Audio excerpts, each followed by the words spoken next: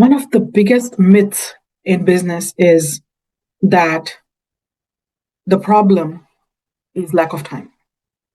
Lack of time is not a problem. It never is. Everybody has the same number of hours. The real drain on momentum comes from indecision, the circling, the overthinking, endless weighing of options, second guessing yourselves. Long after you already have enough information to move on, to get something done, we stop because we delay the moment where we want to commit. I've had so many clients in my life in the past decade. They are superb. They're way better than me. I don't know why I'm coaching them. But they're not ready to take that first step, not ready to decide to take that first step. Guess what? Because they think they're not perfect enough. It's not good enough. So this next session is for anybody who feels busy and not fast. They don't work. Productivity, they're very productive, but they're not effective. They're full of ideas, they're full of plans, they have great intentions, yet they're frustrated because it's taking too long to turn those decisions into actions. Let me spotlight our beautiful next speaker, and she's really looking very beautiful today. Amanda Furgiuele lives and teaches this work. She's a homeschooling solo parent.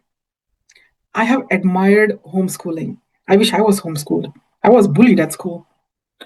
She's a serial entrepreneur. She's the best-selling author of The Pursuit of Badasserie. It's a series, correct? Mm-hmm. She's a podcaster. She's an educator. She's an international speaker, award-winning strategist. She wears so many hats that I can count. She has had more than 25 years of experience starting, buying, selling, and mentoring businesses all around the world. Don't go by her look. She might look only 25 years old. Maybe she started when she was just born. She's known for solutions first approach that doesn't coddle when or doesn't waste time, but helps people move. He's one half of the Badasserie duo because alongside with Lynn Howard, Amanda guides entrepreneurs to fully step into their role as a CEO.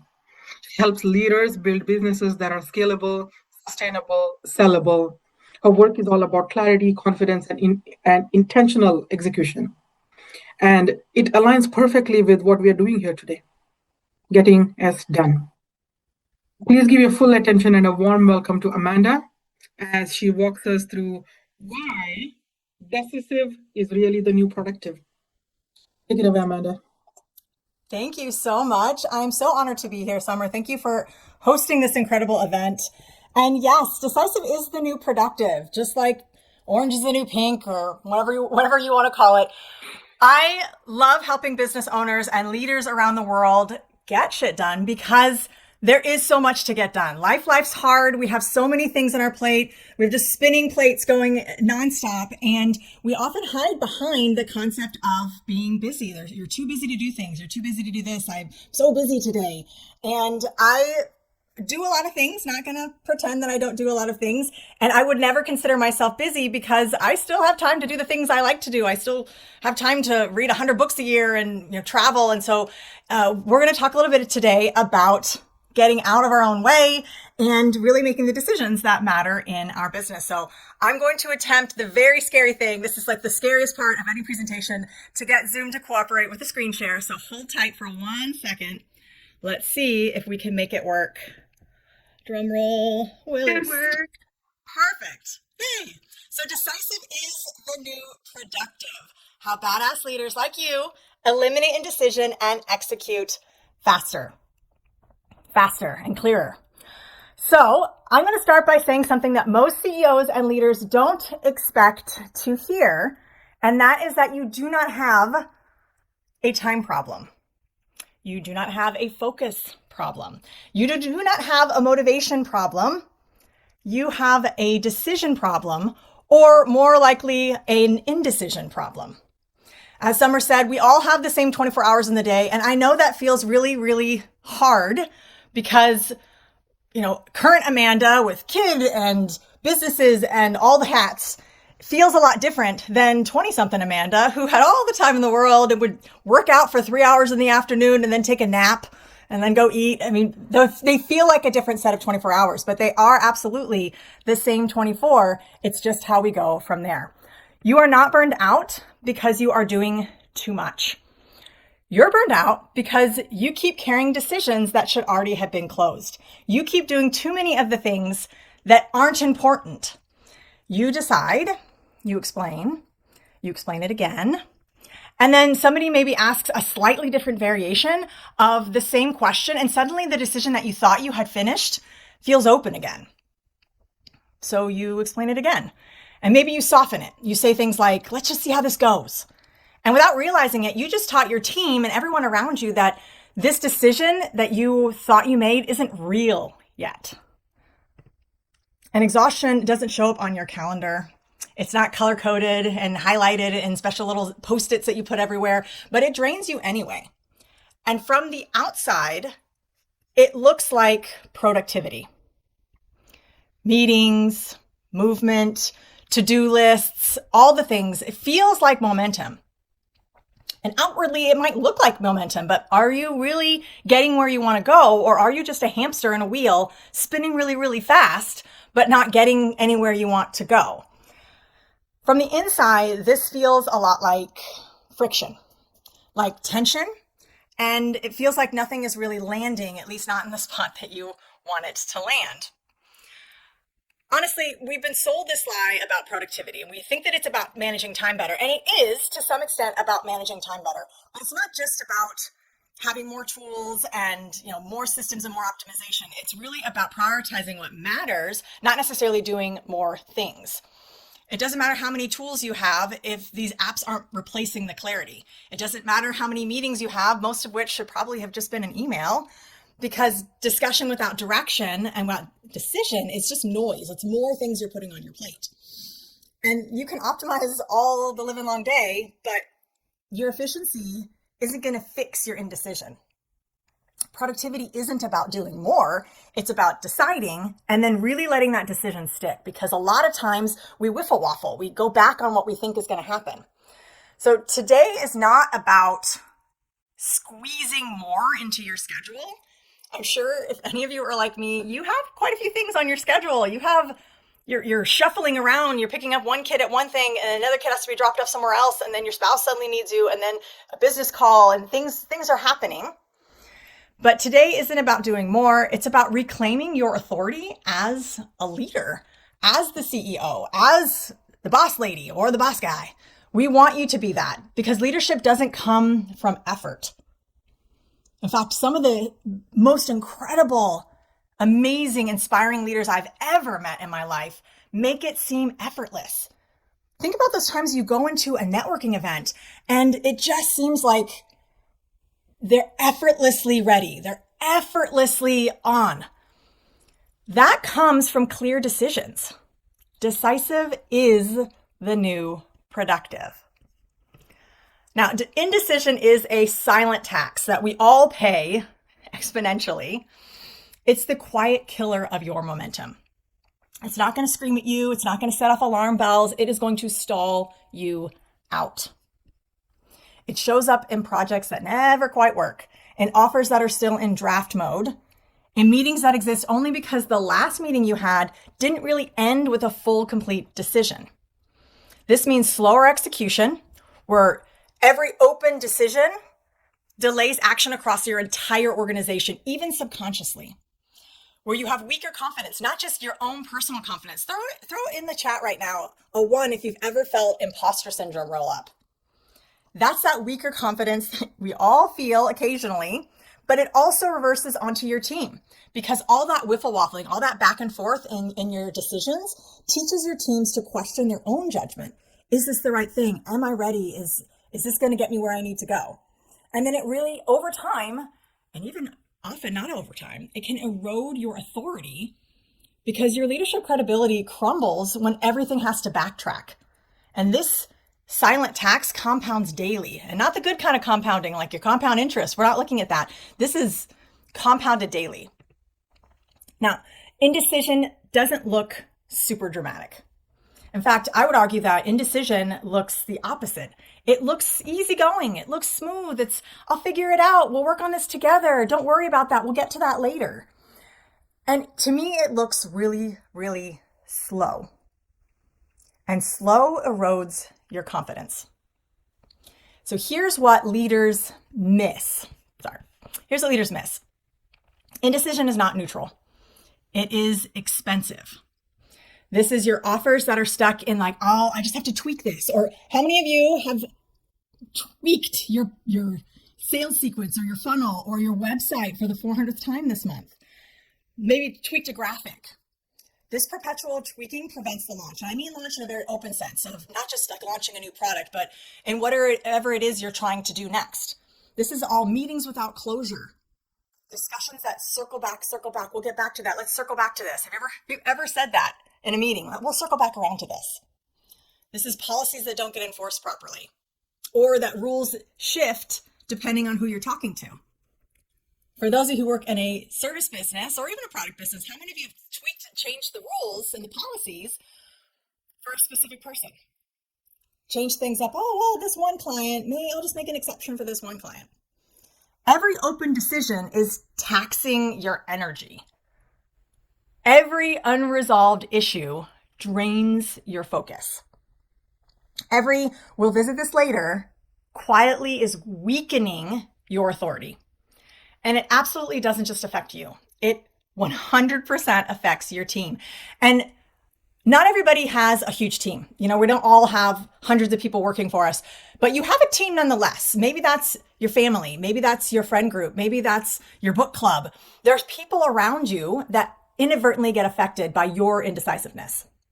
This means your teams are hesitating. They have unclear direction, and that breeds that paralysis analysis. So when you don't have a clear, this is what we're doing, it ends up going into R&D. I'm going to research this. I'm going to analyze this. I'm going to look for the data over and over till the data is so overdone, you're past the point. And for a lot of entrepreneurs, we know how important the speed of implementation is. So all those little tiny indecisive moments are slowing you down. Your momentum requires you to have a stable ground. And that's where you as a leader have to live. Because all that second guessing becomes the culture. People assume that you're not going to make a decision. And we don't want people to be assuming anything about us. When decisions stay open, people hesitate. They wait. They check back in. Not because they're incapable, but because they don't trust the direction to hold. Your teams don't need more options. They don't need more data, usually. They need clarity. A clear no beats a vague maybe or soon, or we'll get to that, every single day of the week. Direction, even imperfect, because there is no such thing as perfect, unlocks the action. Even tiny actions are more effective than trying to figure it out later with indecisiveness. Imagine this. You make a call in a meeting. All right, you're in a meeting, you're like, okay, we're going to do this. And everyone nods. And they're like, yes, that's what we're doing. But 2 days later, throw in a chat if this ever happened to you. 2 days later, somebody on Slack or in WhatsApp or on an email says, just checking. So are we definitely going to do this? Is this the plan that we're doing? Are we moving forward? Was that a final decision? Now, in the moment, it feels like, for the love of all that is holy, I just said that. I just said that we were doing this. And why are they thinking that we're not doing it? Where did they miss that memo? Were they not paying attention in the meeting? But really, that is a message that didn't come from confusion. It didn't come from them not paying attention in the meeting. It came from history. History taught them that your decisions don't always hold. That's a learned behavior. Indecision trains your team to depend on you. Decisions train your team to move. If it feels like everything runs through you, and I've had this conversation time and time again with business owners, I have to be there. I have to do all the things. And if I don't do it, who's going to do it? If I want it done right, I have to do it myself. Who has ever said that? I am guilty. If I want it done right, I've got to do it myself. I think I said that the first 10 years as an entrepreneur. But that's not because you're essential. I'm going to knock all the CEOs off their high horse. It's not because you're essential. It's because too many decisions are unfinished. Too many decisions are unfinished. When direction doesn't hold, people stop committing. They wait for you to change your mind. They wait for you to change the date. They wait to put in their full effort. Decisive leadership isn't about being right every time. In fact, I am wrong a lot. It's about being clear, it's about being consistent, and it's about being committed. Now, all this isn't happening because you're a bad leader, because you're bad at leadership. It's happening because you're good. Smart leaders think deeply. Experienced leaders see consequences. Capable leaders want to make the right call. You want to make the right call. You want to be right. That is human nature. We want to be right. Those are all strengths of leadership until they turn into traps. Leadership, sadly, has traps. Trap number 1, the consensus trap. We call it collaboration. We call it team effort.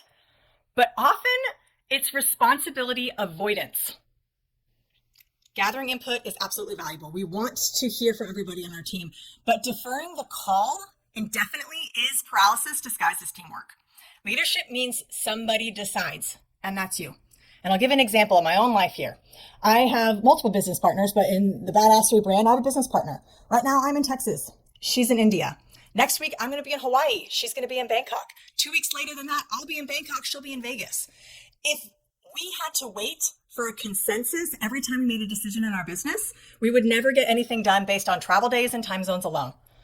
It's always midnight somewhere. It's not 5 o'clock. It's midnight somewhere, and we can't process a payment. We can't talk to our team. Somebody is somewhere. We have a group of team members all over the world, and we never quite know, at least I never quite know what time zone I'm in. And if I waited for a consensus of the team, I would be 3 years behind already. Because it spirals, it exponentially grows. It's like a snowball going down a hill. It starts off teeny tiny and then it rolls and rolls and rolls until it takes out the town. So your idea that you need to have a consensus that everybody needs to be on board is holding you back. They don't need to be on board. Leadership means you make the hard decisions. And sometimes you have to be the bad guy for the good of everything else. All right, trap number 2, the perfection trap. Throw a 1 in the chat if you are a recovering perfectionist or perfectionist. I'm a recovering perfectionist. It's a terrible thing that we do. And there are lots of reasons that we are procrastinators or perfectionists, depending on the root cause for you. But this is about waiting for certainty. Having more data doesn't remove the risk. It just delays your action. You wait for certainty, but certainty doesn't create momentum. Momentum creates certainty. And perfectionism is absolutely just a trap. While you wait, opportunities are literally passing you by and teams stagnate. This is Wall Street. You got to make the decision to buy the stock or you miss out. And the more you have to research that stock, it's already gone up 400,000 points and now you can't afford it. Fortune favors the bold. And when it comes to entrepreneurship, that speed of implementation can mean the difference between getting to the next step or waiting till the next thing comes up. Trap number 3, the reversibility trap.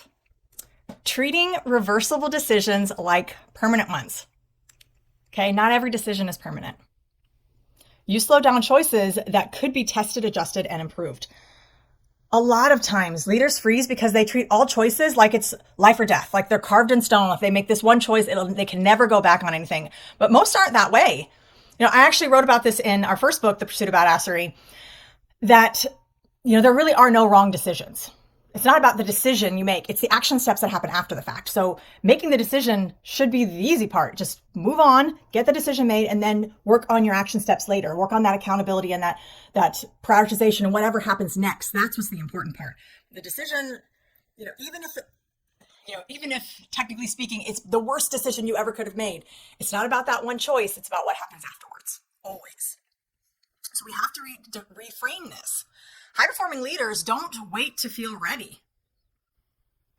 They decide based on standards.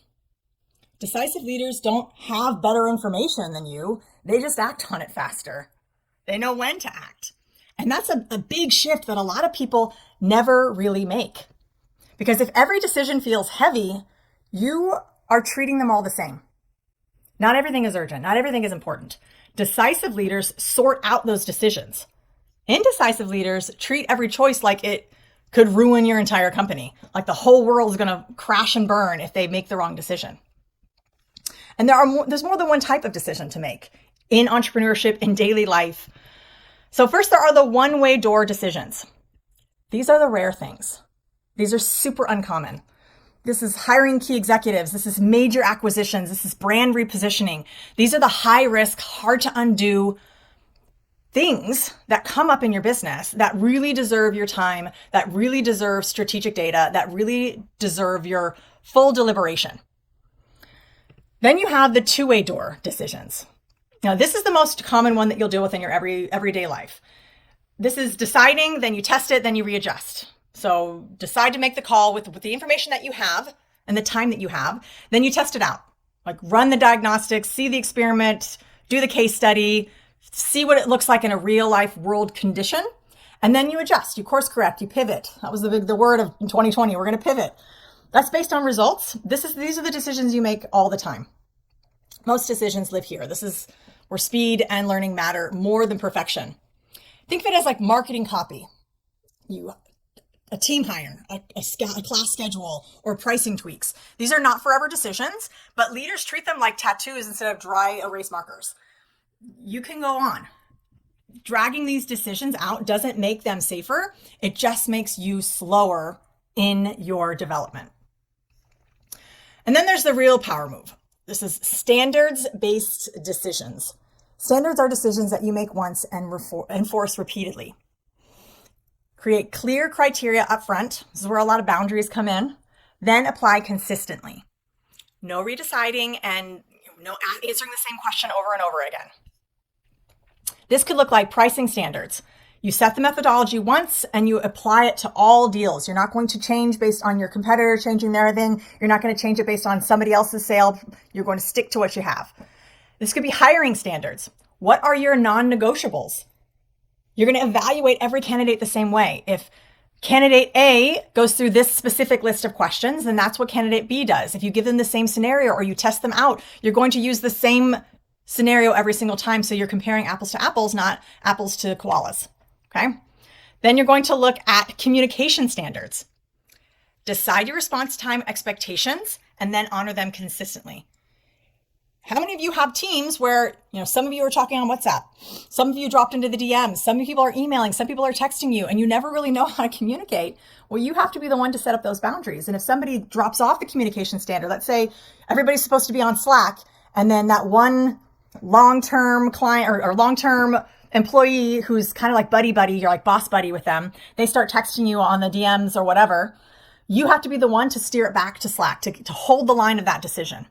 And then that comes with boundaries, of course. You're establishing what you will and won't accept and then holding that line. If you don't want to take phone calls after 8 o'clock, don't take phone calls after 8 o'clock.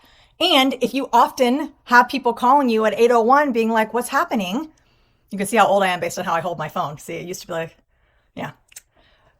If you feel like those people are constantly coming back and testing that boundary, then you need to set up an SOP, a standard operating procedure around that boundary so that it's not a temptation. You don't, just this once I'll answer that call. Like, no, hold the line. But that's on you. If you don't create the standards, you're sentencing yourself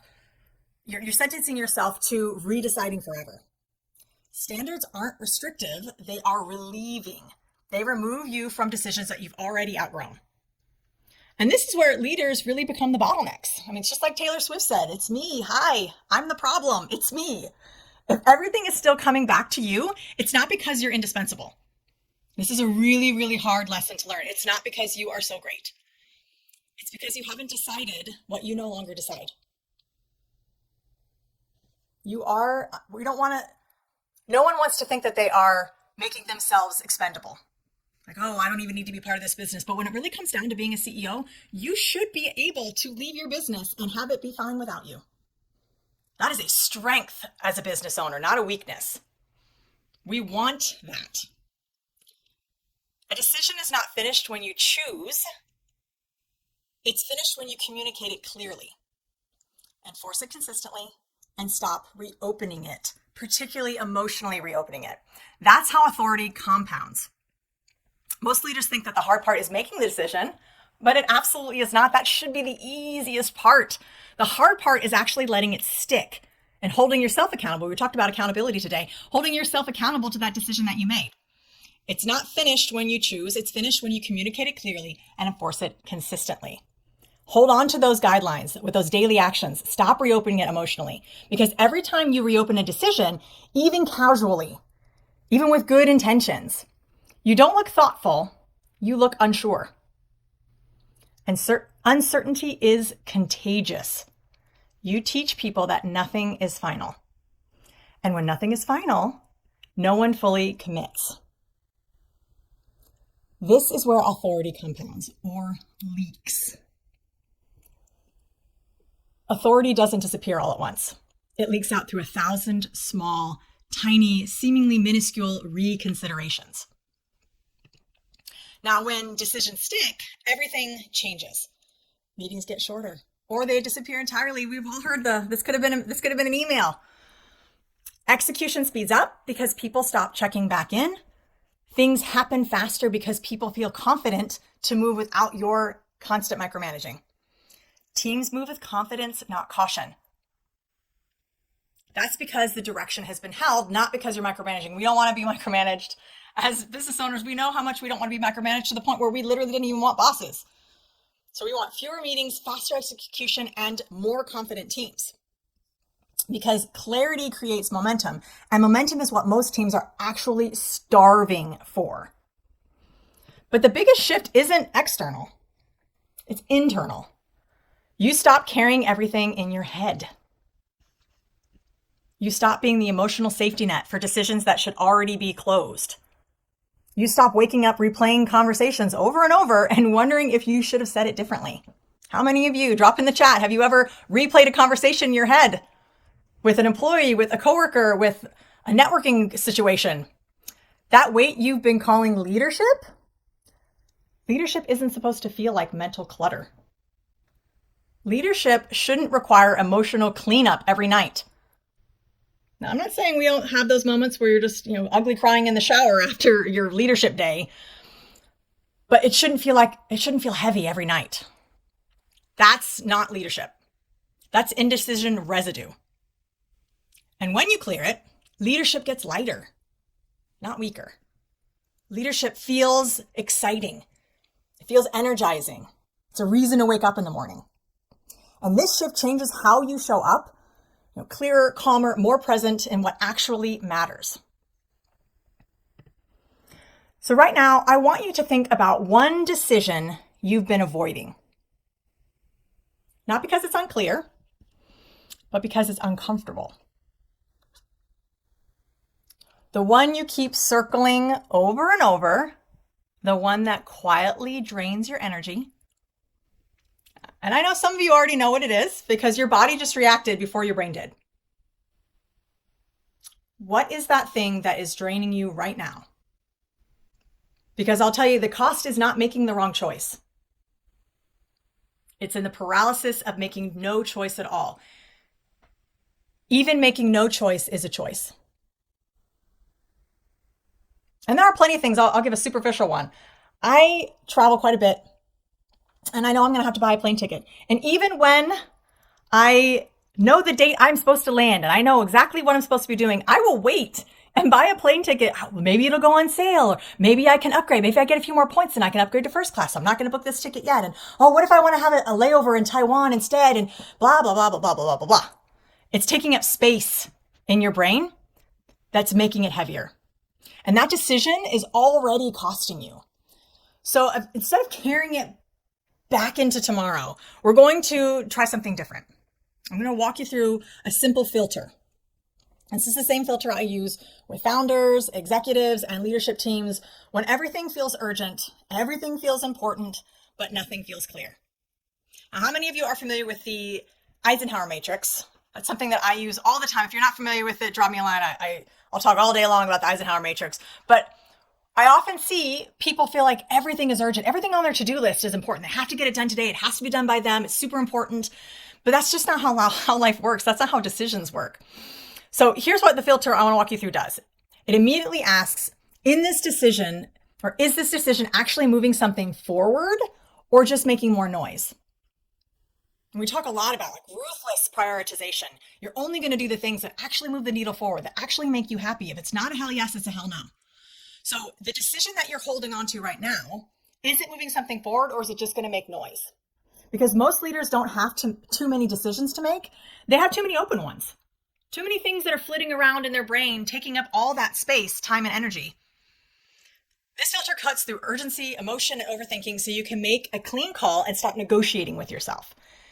It doesn't necessarily make decisions painless, but it does make them final. And clean decisions create momentum. Okay? Clean decisions create momentum. The most productive leaders don't do more. They decide cleaner. They don't carry everything. They close the loops. They don't wait for permission. Nobody's going to tell them what to do. Not in this group anyway. They choose.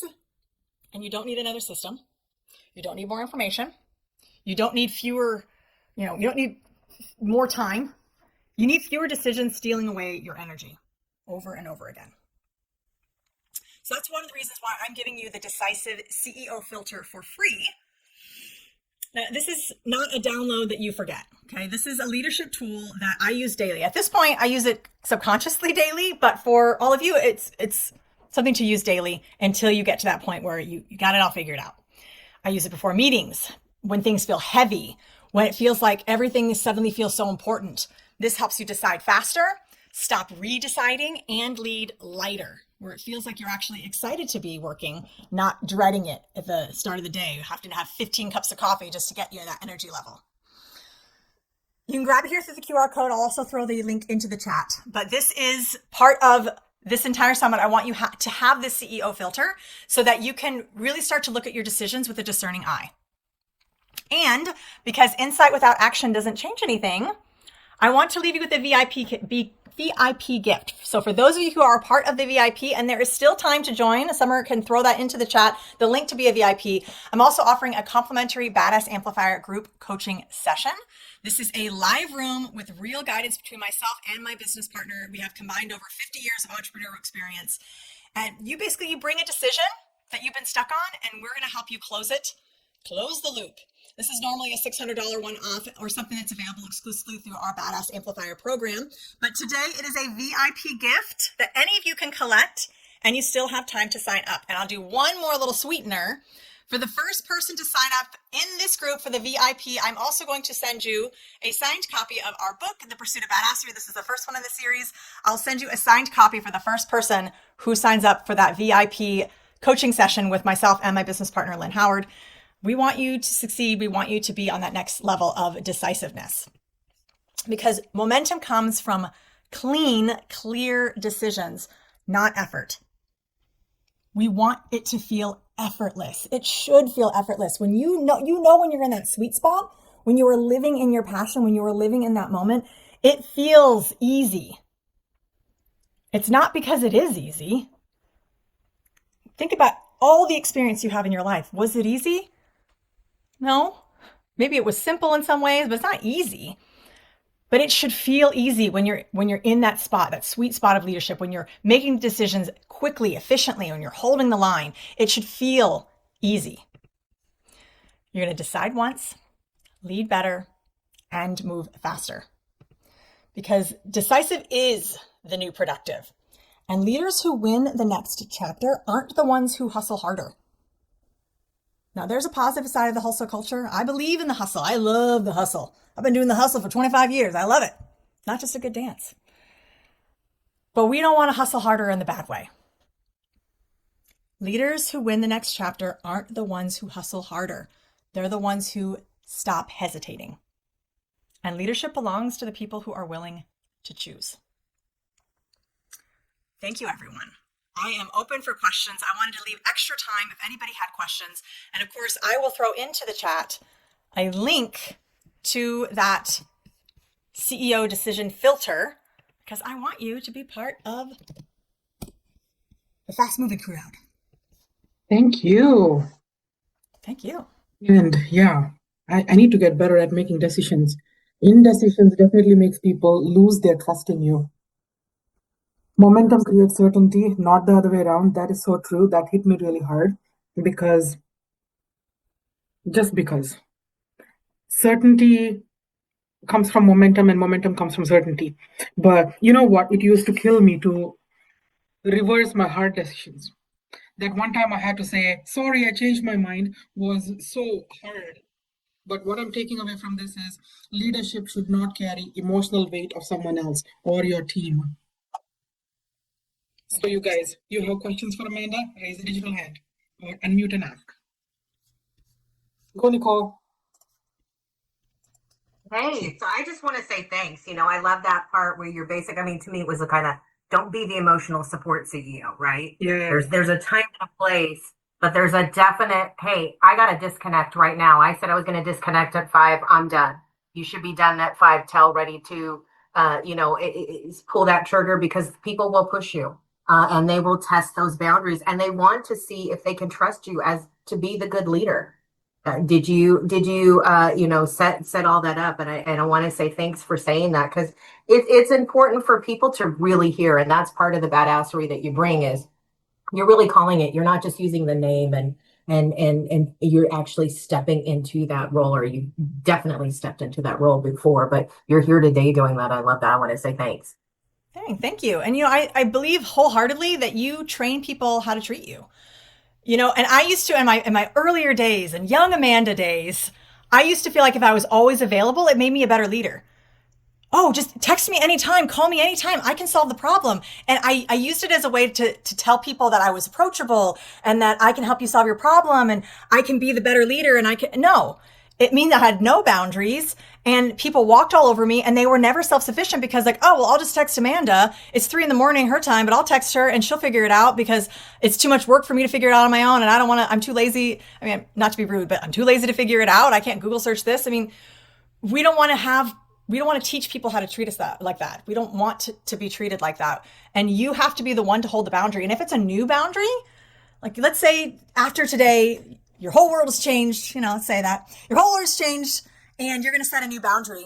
Well, people still hold and remember your old boundaries.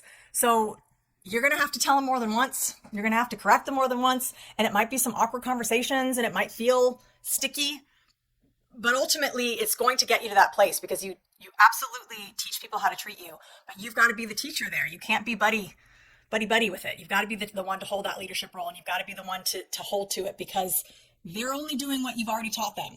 So you can't be mad at them for doing what you already taught them to do. You have to unlearn stuff and unlearning is really hard. It takes longer.